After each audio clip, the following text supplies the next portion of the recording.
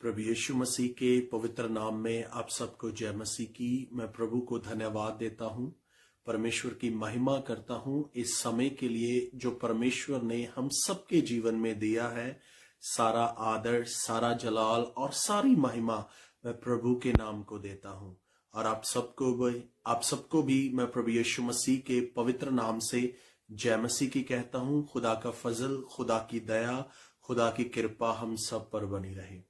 आज मैं आपके साथ परमेश्वर के वचन से, खुदा के कलाम से बात करना चाहता हूं।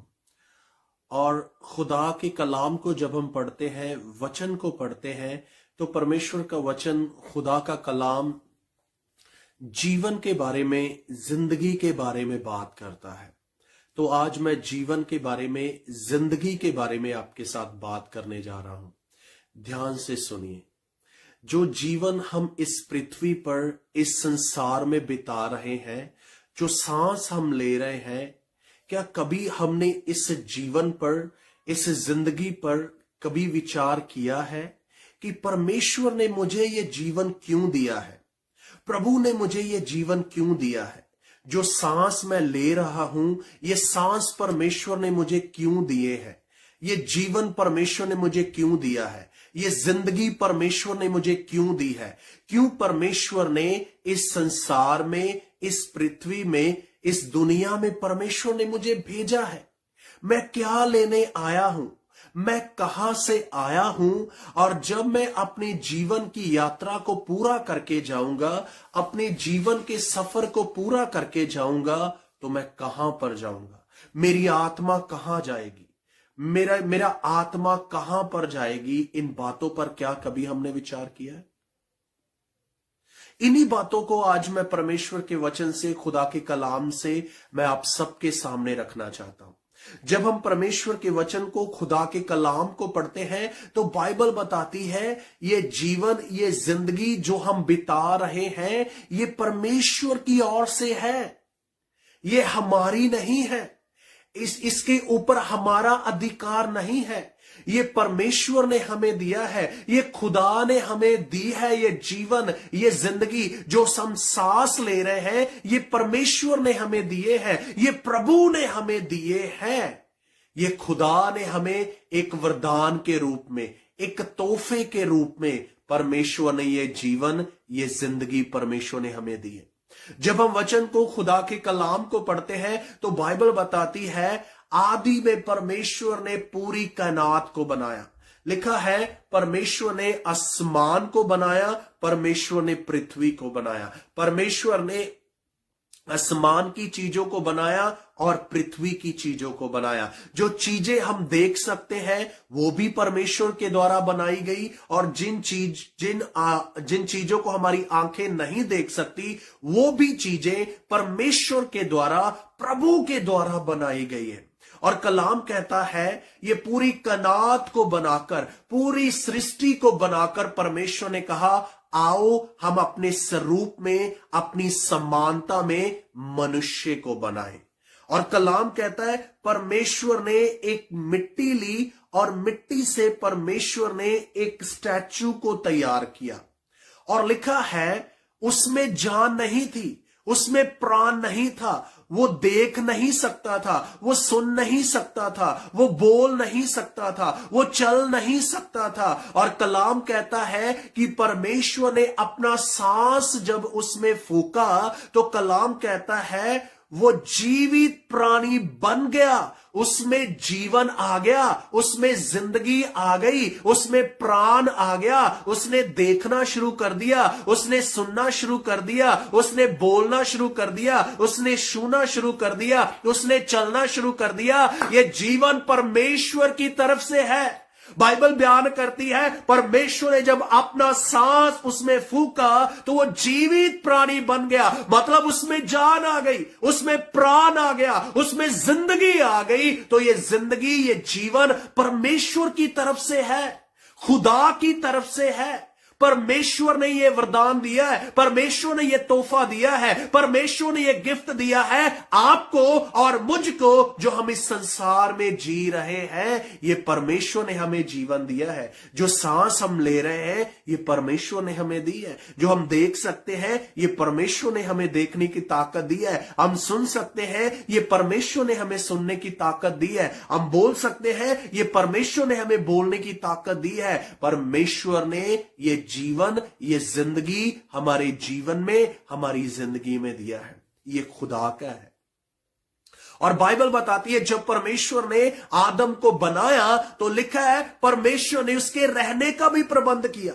लिखा है परमेश्वर ने उसको अदन के बाग में रखा। कहां पर?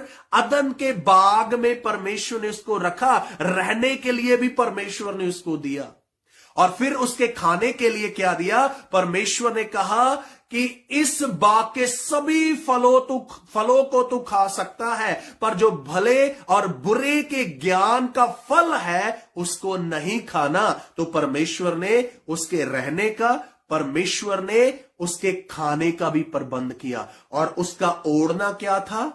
परमेश्वर का जलाल, परमेश्वर की पवित्रताई, परमेश्वर की महिमा को वो ओढ़े हुए था, परमेश्वर के जलाल को वो ओढ़े हुए था, परमेश्वर की पवित्रताई को ओढ़े हुए था। तो ये जीवन परमेश्वर ने हमें दिया है। तो कलाम क्या कहता है? परमेश्वर ने रहने का भी प्रबंध किया, परमेश्वर ने खाने का भी प्रबंध किया, पहनने का भी प्रबंध किया। तो ये हर एक आशीष जो हमारे जीवन में है, हमारी जिंदगी में है, हमारे घर में है, हमारे परिवार में है, ये परमेश्वर की तरफ से आशीष है।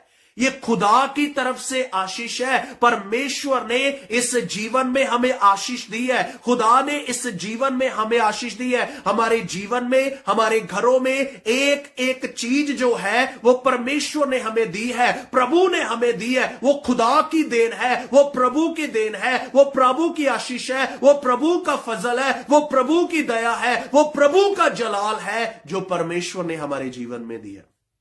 तो हमारे शरीर में जो ताकत है, जो एनर्जी है, वो भी परमेश्वर के द्वारा है। आज हम चलते हैं इसलिए क्योंकि हमारे शरीर के अंदर एक ताकत है, एक एनर्जी है। किसने दी? परमेश्वर ने। सब कुछ परमेश्वर का है। पूरी कायनात, पूरी सृष्टि परमेश्वर की है। हमारा जीवन, हमारी जिंदगी परमेश्वर की है। हमारे घरों में जो आज आशीष हमारे घरों में है वो परमेश्वर की देन है, प्रभु की देन है, हमारा कुछ नहीं है। अगर सब कुछ परमेश्वर का है, जो सांस हम ले रहे हैं ये परमेश्वर ने दिया हुआ है, जो इस शरीर के अंदर जो एनर्जी है वो भी परमेश्वर के द्वारा दी गई है, हमारा कुछ भी नहीं है। पर फिर भी इंसान, मनुष्य अपनी मर्जी, अपनी इच्छा के अनुसार चलता है। क्या यह सही है? फिर से मैं कहना चाहता हूं, यह सब कुछ परमेश्वर का है, यह सब कुछ प्रभु का है। हमारा जीवन, हमारी जिंदगी, जो सांस हम ले रहे हैं यह भी परमेश्वर का है, यह भी प्रभु का है। जो इस शरीर के अंदर एनर्जी है वो भी परमेश्वर की है। हमारे घरों में जो एक एक आशीष है वो भी प्रभु की है, वो भी खुदा की है। पर हम जब सब कुछ परमेश्वर का है तो हम अपनी इच्छा, अपनी मर्जी और अपनी विल के मुताबिक क्यों जी रहे हैं? अपनी इच्छा, अपनी मर्जी को क्यों पूरी करना चाहते हैं? हम ये भी जानते हैं खुदा का पवित्र कलाम ये कहता है, खुदा का पवित्र कलाम ये कहता है कि जब हम अपने जीवन की यात्रा को पूरा करके जाएंगे, जब हम अपने जीवन के सफर को पूरा करके जाएंगे, तो कलाम कहता है कि हम परमेश्वर के न्याय के सिंहासन के सामने खड़े होंगे और हम एक एक दिन का लेखा परमेश्वर को देना पड़ेगा। एक एक मिनट, एक एक सेकंड का हिसाब परमेश्वर को हमें देना पड़ेगा।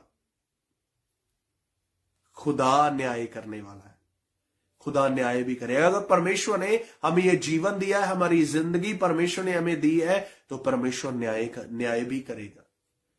इसलिए बाइबल बताती है जब यीशु मसीह इंसान का रूप लेकर देह धारण करके इस संसार में आए, इस पृथ्वी में आए, तो बाइबल बताती है यीशु मसीह ने कहा हे पिता, मेरी नहीं तेरी इच्छा पूरी हो। और फिर यीशु मसीह ने कहा, जो मैं अपने पिता को करते देखता हूं वही मैं करता हूं, जो पिता मुझे कहता है वही मैं कहता हूं। क्या हमारा ऐसा जीवन है? बाइबल बताती है ऊपर से जब यीशु मसीह का बैप्टिज्म हुआ तो कलाम कहता है ऊपर से आकाशवाणी हुई। आकाशवाणी कहने का मतलब ऊपर से एक आवाज आई, ये मेरा प्यारा पुत्र है जिससे मैं प्रसन्न हूं, जिससे मेरा हृदय प्रसन्न है, जिससे मैं प्रसन्न हूं, ये मेरा प्यारा पुत्र है, इसकी सुनो। तो उसकी इच्छा, उसकी मर्जी के अनुसार हमें ये अपना जीवन बिताना है, अपनी मर्जी के अनुसार नहीं, अपनी इच्छा के अनुसार नहीं। प्रभु की इच्छा क्या है, प्रभु की मर्जी क्या है? प्रभु की इच्छा है हम संगति करें, प्रभु की इच्छा है हम प्रार्थना करें, प्रभु की इच्छा है कि प्रभु के दासों से हम परमेश्वर के सच्चे वचन को सुने, सच्चे कलाम को सुने, सच्चा वचन हमारे तक पहुंचाया जाए, सच्ची शिक्षा हमारे तक पहुंचाई जाए, सच्ची तालीम हमारे तक पहुंचाई जाए, ताकि ये जीवन, ये जिंदगी हम अपनी इच्छा से नहीं, अपनी मर्जी से नहीं, बल्कि खुदा की इच्छा के अनुसार, बल्कि खुदा की मर्जी के अनुसार हम अपना जीवन बिताएं, ना कि अपनी इच्छा, ना कि अपनी मर्जी। वो नहीं चाहता कि हम अपनी इच्छा से इस जीवन को बर्बाद कर दें। वो चाहता है हर एक इंसान नजात पाए, मुक्ति पाए, छुटकारा पाए। इसलिए वो हर एक को अवसर और मौका देता है पश्चाताप का, कि वो पश्चाताप करते हुए परमेश्वर के पास आए और प्रभु को कहे, प्रभु मैंने अपनी इच्छा से, मैंने अपनी मर्जी से जीवन बिता लिया, पर अब मैं अपनी इच्छा से नहीं बल्कि तेरी इच्छा के अनुसार अपना जीवन बिताना चाहता हूं, तेरी इच्छा के अनुसार अब मैं जीना चाहता हूं। इसलिए परमेश्वर हमें मौका देते हैं। लिखा है, खुदा का कलाम कहता है, वो परमेश्वर इसलिए हमें अवसर देते हैं, वो नहीं चाहते कि हम अपने पापों में नाश हो जाएं।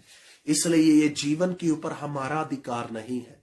ये जीवन यीशु मसीह ने अपने लहू की कीमत अदा करके, अपने बहुमूल्य लहू की कीमत अदा करके हमें अपना बना लिया है।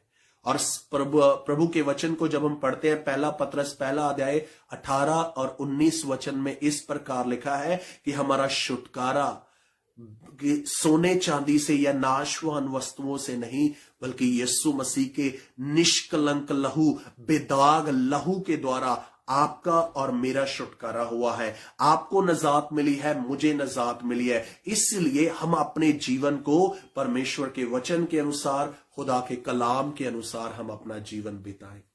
प्रियो, ये संसार हमारा घर नहीं है, ये दुनिया हमारा घर नहीं है। हम यहां पर समय बिताने के लिए आए हैं। एक दिन हमने इस संसार में से, दुनिया में से चले जाना है, और जब हम खुदा के न्याय की सिंहासन के सामने खड़े होंगे, हमारा उत्तर क्या होगा? इसलिए आइए हम इस जीवन में प्रभु की इच्छा, खुदा की इच्छा को पूरा करें, क्योंकि ये जीवन प्रभु ने हमें दिया है, ये जिंदगी प्रभु ने हमें दी है। इसलिए उसके वचन के अनुसार, उसके कलाम के अनुसार हम अपना जीवन बिताएं। प्रार्थना में लगे रहें, दुआ में लगे रहें, वचन को पढ़ते रहे, वचन के ऊपर मेडिटेट करते रहे, और वो आएगा और अपने लोगों को अपने साथ लेकर जाएगा। सो प्रभु आप सबको बहुत बहुत आशीष दे। खुदा की कृपा, खुदा का फजल सब पर बना रहे। God bless all.